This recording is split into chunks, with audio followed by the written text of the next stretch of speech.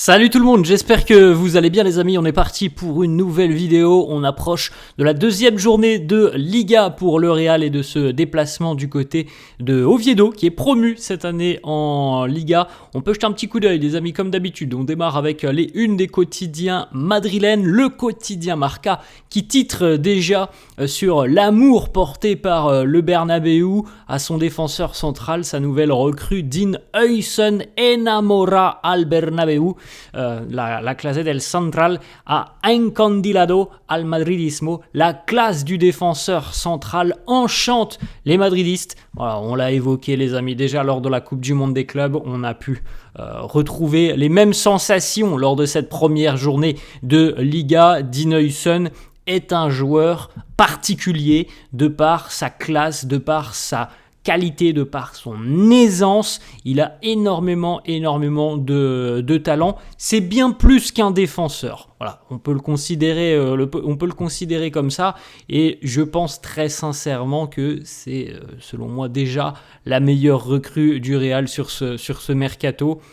Même si on ne connaît pas encore assez bien Mastantuono ou encore ce que pourraient apporter Trent et Carreras, pour moi, c'est une recrue là qui va s'imposer pendant de nombreuses années, je pense, dans la défense centrale du Real Madrid. Avec son âge, il est parti, je pense, pour de nombreuses années en défense. Donc voilà, la une du quotidien Marca consacrée à Huijsen.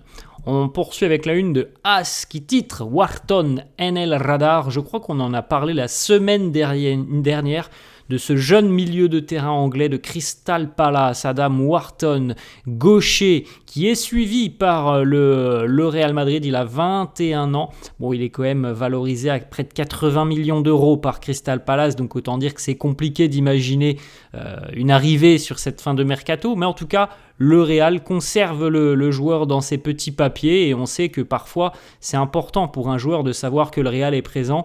Le Real est peut-être prêt à attendre un an. C'est un joueur qui est très très apprécié. City, United, Liverpool sont aussi sur le dossier. C'est un fin technicien, très bon organisateur de jeu avec une qualité de passe qui est assez exceptionnelle. Ensuite, on poursuit les amis avec la petite information. Il n'y avait pas d'entraînement ce jeudi hier du côté de Madrid. En revanche, reprise de l'entraînement aujourd'hui, 10h30 pour tous les joueurs. On peut jeter un petit coup d'œil les amis sur le trophée. La Ligue des Champions, le tirage au sort de la phase de groupe de la LDC aura lieu dans moins d'une semaine. C'est jeudi prochain à 18h. Le Real fait partie du premier chapeau. On est impatient les amis évidemment de découvrir quels seront les adversaires merengues. Ça sera donc jeudi prochain.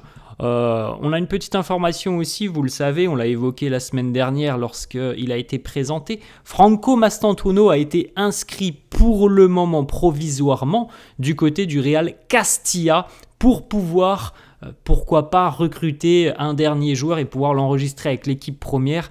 On a réalisé cette petite magouille entre guillemets, mais il n'y a aucun problème, même s'il est avec le Castilla, Franco Mastantuono sera inscrit tout de même en Ligue des Champions et pourra participer donc à la Coupe aux grandes oreilles. On peut jeter un petit coup d'œil les amis, hier ou avant-hier, je crois que c'est avant-hier, les traditionnelles photos pour la Ligue des Champions ont été réalisées par le staff média de l'UEFA. Voilà, Jude Bellingham, par exemple, lui aussi, on attend impatiemment son retour. Jude qui pose fièrement avec le patch des 15 Ligues des Champions, le roi de la Ligue des Champions, le Real Madrid. Vinicius avec le grand sourire, on espère retrouver du grand Vini cette saison. Moyen sur cette première journée de Liga face à Osasuna. Vini, voilà, on espère le retrouver en grande forme. On sait à quel point il a été bon, à quel point il a été important dans des moments justement cruciaux pour le Real en LDC, notamment sur les deux éditions que l'on a pu remporter là sur les 4 dernières années. Vini a régulièrement été très bon en LDC. Vini et puis Kylian Mbappé que l'on retrouve aussi pour les petites photos traditionnelles. Thibaut Courtois aussi. Et puis on jette un petit coup d'œil les amis. Les signatures du Real de ce mercato estival. Trent Alexander-Arnold, Alvaro Carreras, Franco Mastantuono Eddie Nuysen. On a une petite information du quotidien anglais The Athletic qui nous annonce que Xabi Alonso pourrait envisager de repositionner Trent Alexander-Arnold au milieu de terrain pour renforcer la créativité de l'équipe. Bon, je pense que c'est pas prévu pour maintenant, c'est quelque chose qui peut être envisagé, je pense que c'est pas prévu pour maintenant. Parce qu'on a vu cette défense à 4, je ne suis pas sûr que là, dans un futur proche, on va changer de schéma. Donc à l'heure actuelle, à mon avis, Trent, on va le voir sur son côté. Après, oui, c'est un joueur qui peut venir aider au milieu de terrain sur l'aspect créatif.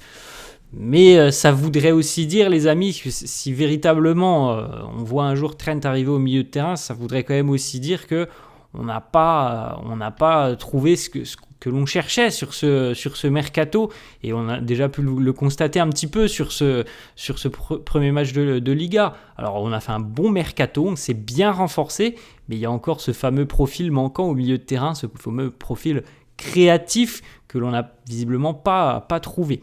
Ensuite, autre information, c'est le quotidien AS qui nous dit il est évident que le manque de pré-saison a impacté la rencontre face à Osasuna. Il est aussi clair que le Real s'est déjà bien amélioré sur l'aspect défensif par rapport à la saison dernière. Je pense qu'on est assez d'accord là-dessus, les amis. On l'a évoqué mercredi, l'importance de la pré-saison. Tu ne peux pas avoir un rythme démesuré et des automatismes de fou quand tu t'entraînes depuis 15 jours. C'est pas possible. C'est vraiment pas possible, les amis.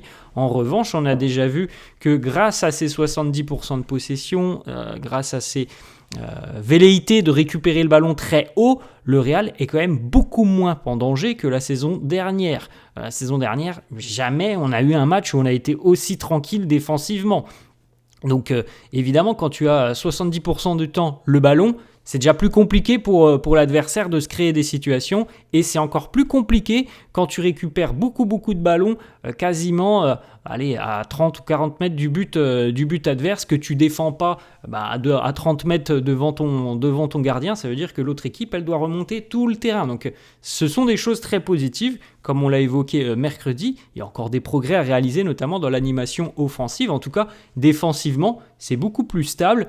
Tout n'est pas parfait, les amis. On a affronté Osasuna. On aura certainement des difficultés face à de grosses écuries. Mais en tout cas, la base là que l'on a vue est quand même plutôt satisfaisante. Autre information, Kylian Mbappé qui a quand même remporté 13 trophées d'homme du match en 35 matchs de Liga depuis qu'il a rejoint le Real Madrid. C'est un match sur 3, Kylian Mbappé est élu homme du match, qui est quand même plutôt pas mal comme statistique. On a deux petites déclats du gardien de Oviedo, Aaron Escandel, qui nous dit « Le joueur contre qui j'ai le plus de crainte avant d'affronter le Real, c'est Kylian Mbappé. » On espère justement que Kiki va faire mal à cette défense d'Oviedo. Je ne vais pas mentir, je ne connais pas forcément cette équipe d'Oviedo. Je n'ai pas regardé la rencontre face à Villarreal lors de la première journée. Mais ce que l'on peut imaginer, les amis, c'est que vraisemblablement, on va avoir un match qui va être assez similaire à ce que l'on a vu face à Osasuna. Ça va être une équipe, je pense, je peux me tromper, on verra bien. Mais je pense que ça va être une équipe quand même qui va surtout se concentrer sur l'aspect défensif, la solidité défensive. Après, ils sont quand même à la maison, donc je pense qu'ils vont tenter de sortir peut-être un petit peu plus qu'Osasuna, mais je pense qu'ils vont quand même se baser et se concentrer sur l'aspect défensif. Donc encore une fois, pour le Real, il va falloir trouver vraisemblablement des solutions pour déstabiliser un bloc qui sera certainement bien organisé. Autre petite déclat d'Aaron Escandel qui nous dit « Si je dois arrêter un penalty contre le Real Madrid, je ferai un signe C pour le Chiringuito ». Alors, c'est un petit pari qu'il a réalisé avec le quotidien El Chiringuito. Une petite information qui concerne une prolongation de contrat. Brahim Diaz est déjà d'accord avec le Real depuis de nombreuses semaines. À noter que les discussions, échanges et appels de Xabi Alonso, même durant l'été, ont été très importants dans sa prise de décision. Donc un contrat long terme est déjà prévu. On attendra l'officialisation vraisemblablement dans les prochains jours ou prochaines semaines. On va terminer les amis avec une petite déclaration, une petite citation d'une légende du Real, Alfredo Di Stefano, cette citation que l'on retrouve dans le tunnel du Bernabéu. No player is as good as all of you together. Aucun joueur n'est aussi bon que si l'on est tous ensemble. Ça, c'est une déclaration qui doit résonner évidemment dans les têtes de certains. Jamais du côté du Real, un joueur ne sera plus important que le collectif et que l'institution Real Madrid.